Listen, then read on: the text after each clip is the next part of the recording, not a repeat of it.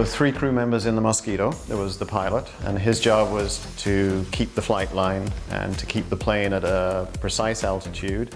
And at the instant that the photographs were going to be taken, to make sure the plane was absolutely level so that there was as little distortion as possible in the resulting images. So it was a very intensive hours aloft there where the pilot's concentrating totally on what he's doing. I got to fulfill my dream, and that was to fly a Mosquito. Probably the most enjoyable flying I've ever done.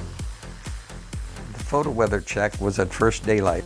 If it was questionable, we'd discuss what we could do, but you've got to have photo light, a minimum angle of the sun, and then 60% of the days where you have sunshine, the little cumulus clouds start to pop, and you can only take 5% of coverage before you had to scrub the line. The trips were good length. It was usually an hour of ferry until the film ran out and the fuel was just about out. And then we'd go back and refuel, change the film magazines, go back up and try for another trip. So I was in the front as navigator. Since it was a small nose, you had to lay on your stomach for 6 hours. So we had these special mattresses they made. Kind of cramped, but those were British airplanes. They were always cramped. And we had a special sight that we used. So I would just direct the airplane down a line on either a map or your own drawn map or whatever was available. You were flying along these lines that you're drawing across these maps. So what you were doing is you were flying along your line here, you'd be watching the features and you'd be sketching these in on the map, because sometimes the maps were so distorted that the feature that said was there wasn't there, it was over here someplace.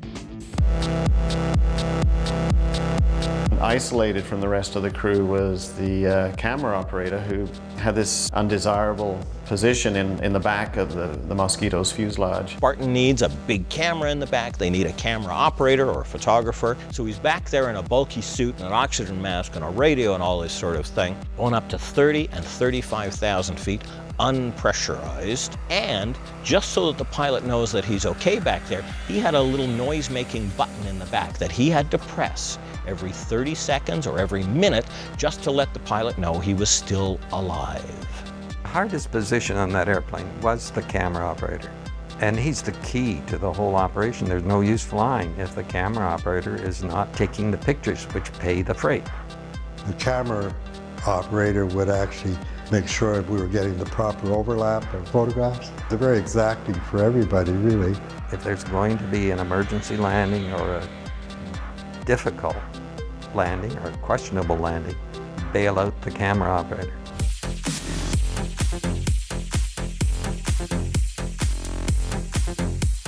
Team effort. I'd hate to say who had the hardest job. I mean, you know, each did your own thing.